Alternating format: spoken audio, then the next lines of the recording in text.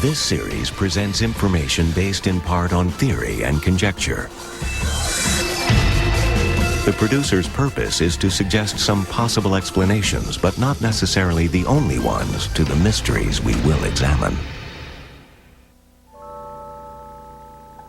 $1.5 million worth of diamonds at Cutter's wholesale level. If you were to try and carry $1.5 million worth of gold, you would have to have a carload to carry it away. This could be put into a small cigarette package. Throughout the ages, diamonds have inspired poets and smugglers, gentlemen and thieves.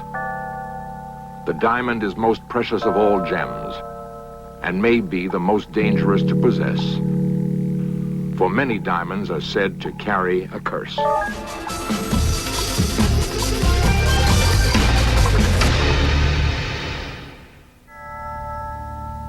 There is on earth a stone more brilliant than the sun,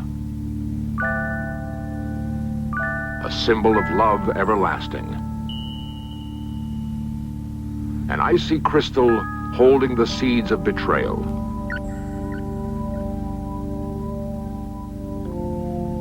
The diamond is a paradox whose beauty veils a black heart.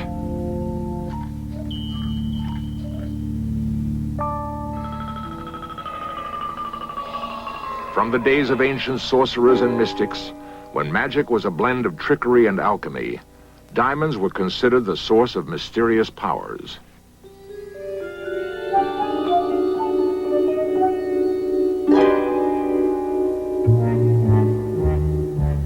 Many believed that diamond dust could neutralize the strongest poison, guard against insanity, ward off evil spirits, and weave an unbreakable spell.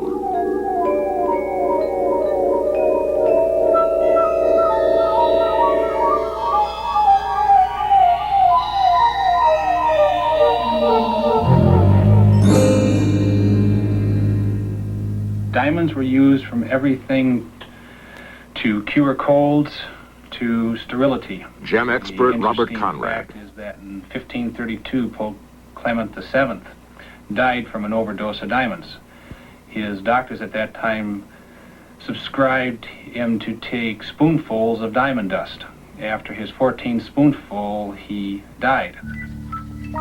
Diamonds have often summoned tragedy, not good fortune. Is there such a thing as a diamond curse? Diamonds were first discovered in India, and there the greatest diamond curse might have been born. In the 17th century, a diamond merchant named Jean Tavernier heard tales of a legendary diamond of deep blue. The stories told of an ancient statue guarded by priests of the god Ramasita.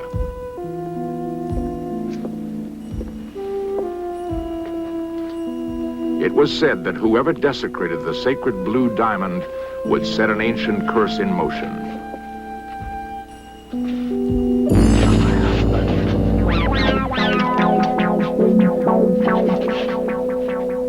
Years later, Tavernier would be torn apart by wild dogs. The world's greatest blue diamond would come to be associated with kings.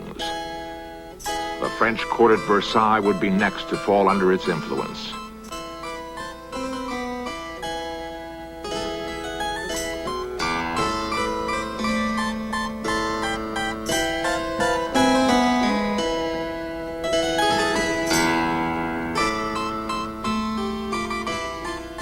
King Louis XIV wore it as a symbol of the monarchy.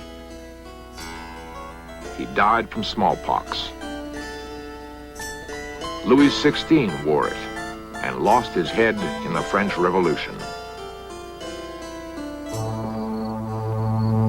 3 years after that revolution, the blue diamond was stolen in the most spectacular jewel theft in history. In Search of cameras recreate the story. Petty thieves discovered an open lock and slipped into a museum warehouse where the French crown jewels had been stored.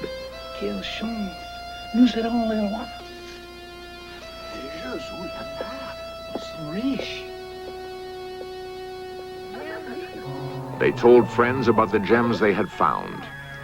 Night after night, they were able to return unnoticed. Paris was still in social turmoil following the revolution. The loot consisted of every personal possession of Louis XVI and his queen. Everything. Statues, pictures, furs, as well as jewelry.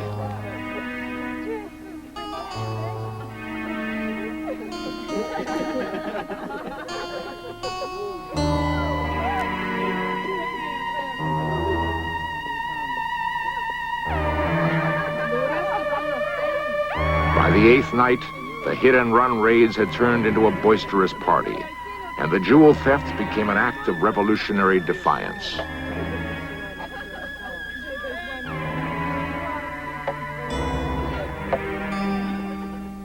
Outside, the people of France were cold and hungry, while inside the warehouse, the robbers celebrated with a beggar's banquet.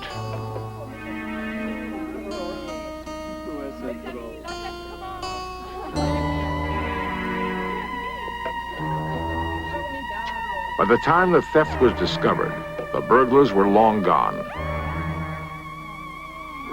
Some of the jewels were later recovered, buried under a tree, but not the great blue diamond.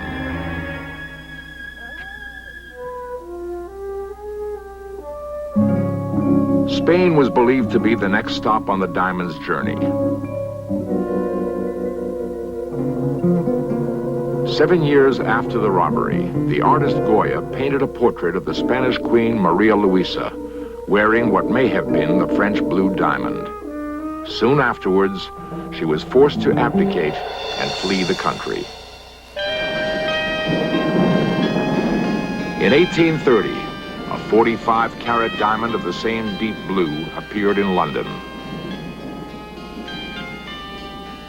Henry Philip Hope purchased it for $90,000.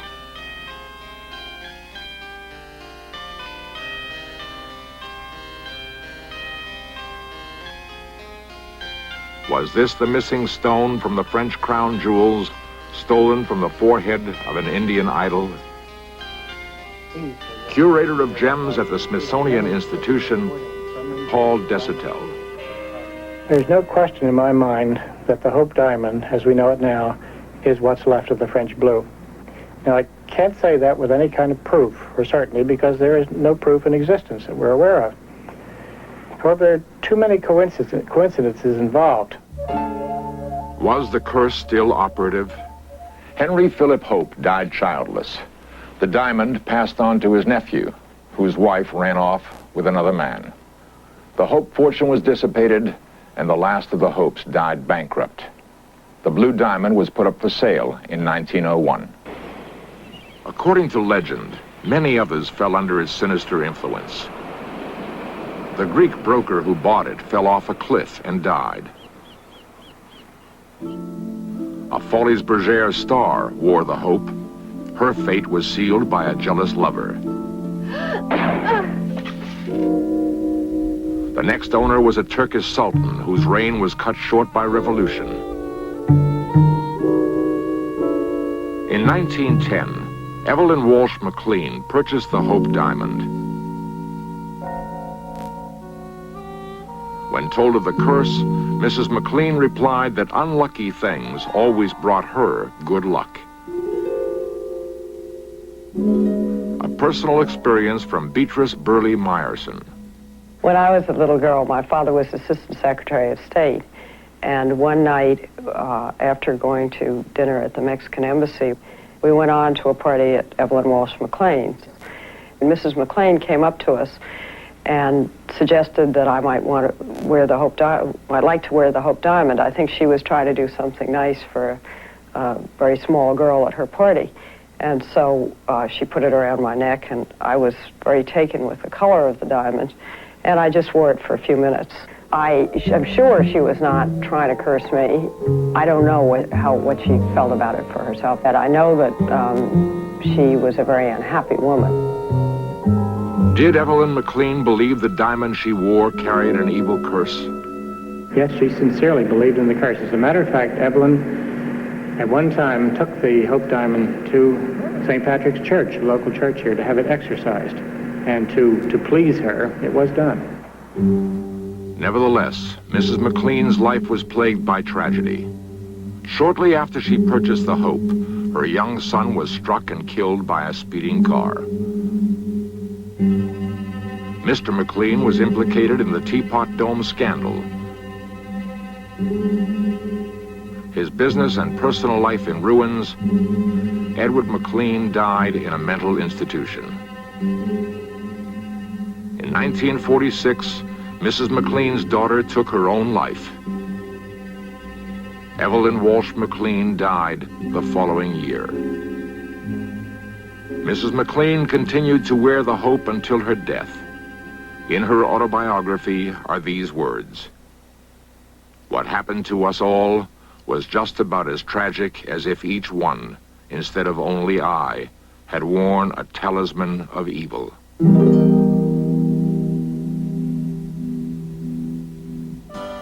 An ancient curse from an angry god?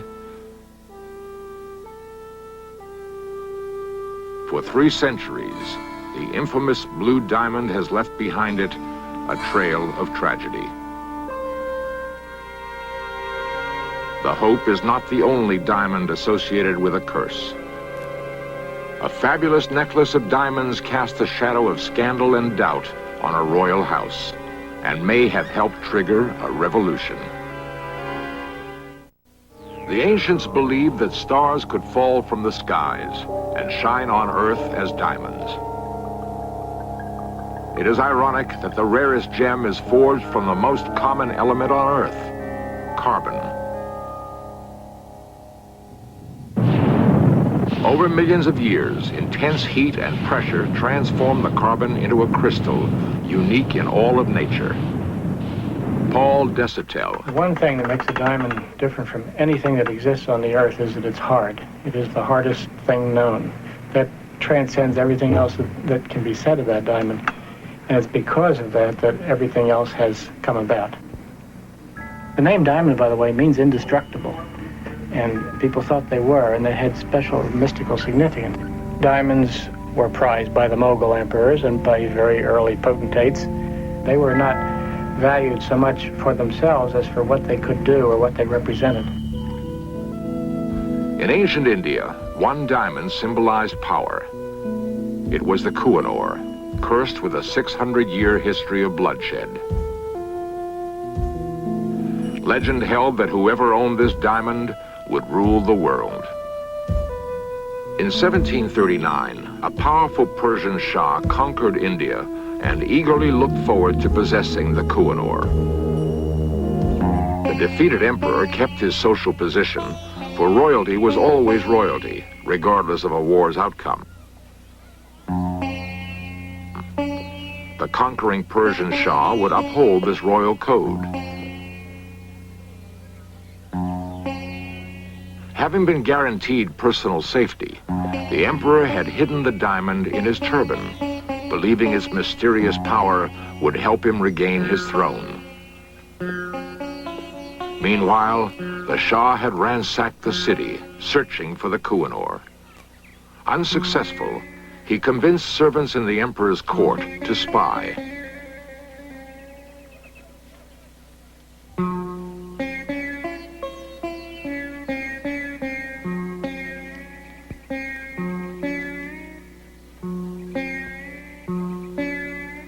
The conqueror learned where the diamond was hidden, but he had to devise a plan that would not violate the emperor's royal status. With clever strategy, the Shah proposed a formal truce to the emperor and arranged a public ceremony. An exchange of turbans was a rarely used but traditional gesture of peace. The emperor realized he had been trapped, but he could not refuse.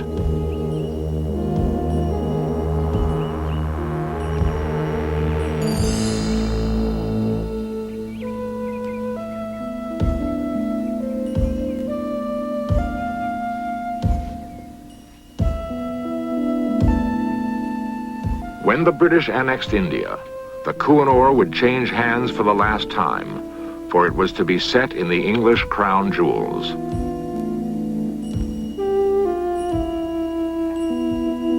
Throughout the ages, the lust for diamonds has inspired men and women to the most ruthless of acts. Indeed, it has been written that the history of diamonds is a chronicle of treachery and deceit. Can it be only coincidence that diamonds are so often associated with violence and evil? Perhaps, in the diamond's exquisite beauty, we see the dark reflection of our own designs.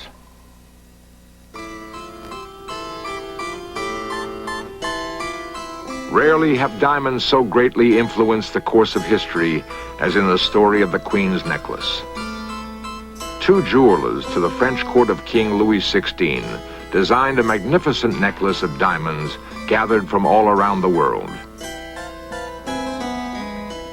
Only a queen would wear such jewels, and only a king could afford them.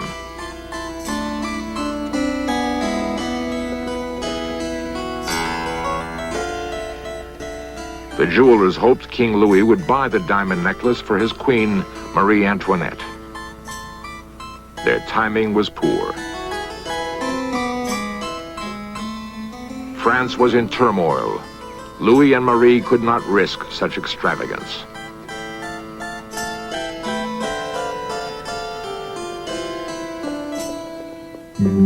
The diamond necklace caught the eye of the Queen's lady-in-waiting, the ambitious Countess Lamotte.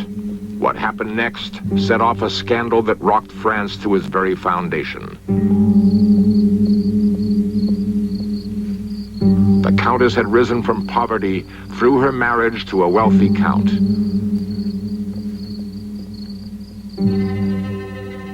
Together, they hatched a plot to swindle the jewelers and take the necklace. The Countess would pretend that the Queen had instructed her to arrange a secret purchase of the necklace.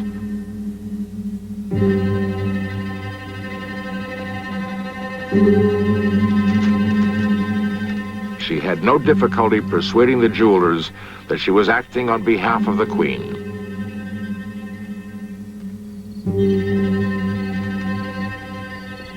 A meeting was arranged for the stroke of midnight.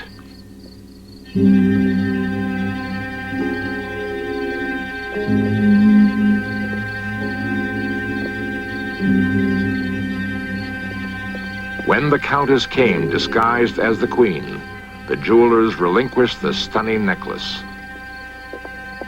The swindle was complete. The diamond necklace affair, what it did was to bring into the open the frivolity and the extravagance and the life of the court at Versailles. It's very interesting. Professor at the University of Southern California, Dr. A. Lloyd Moot. The diamond incident is probably the most spectacular of all the events at the court during this period of time in the image of people. It's a glamorous event. It has cloak and dagger elements. It has love elements, scandalous elements. In a sense, what we have is a dramatic event, which in itself does not create the French Revolution. No one event can create something like that. But it does crystallize opinion for and against, in this case, largely against an entire regime.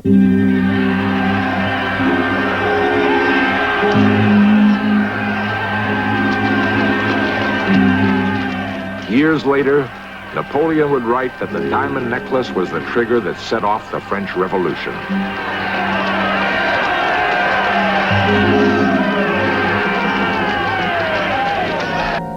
When the jewelers presented their bill to King Louis, he naturally refused to pay. It might all have ended there if he hadn't made a fateful error. He insisted the courts publicly try the villains. By calling attention to the necklace, Louis helped cause his own downfall. And what happened to the necklace itself? It disappeared from the French court forever. The diamonds were broken down and sold separately. Today, they are once again scattered throughout the world. We wonder what curse, if any, they have cast upon their new owners.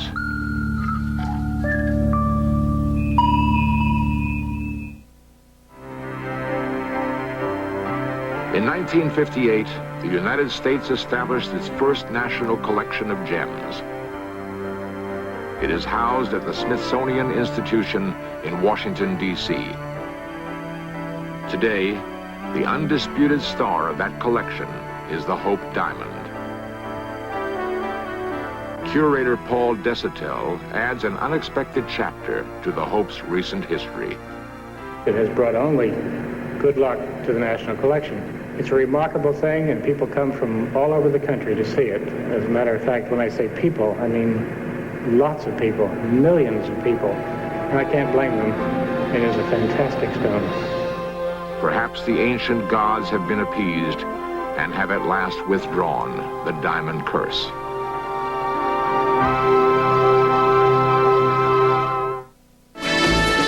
Coming up next on the 20th Century, Mike Wallace reports on America's most notorious hate group, the Ku Klux Klan. Then Weapons at War tracks the evolution of the battleship from World War I's floating fortresses to the juggernauts of the Persian Gulf. And log on at veterans.com, a new website brought to you by the History Channel. Veterans.com, a place where veterans, their families, and others can connect, share stories, and pass on the legacies of all American veterans.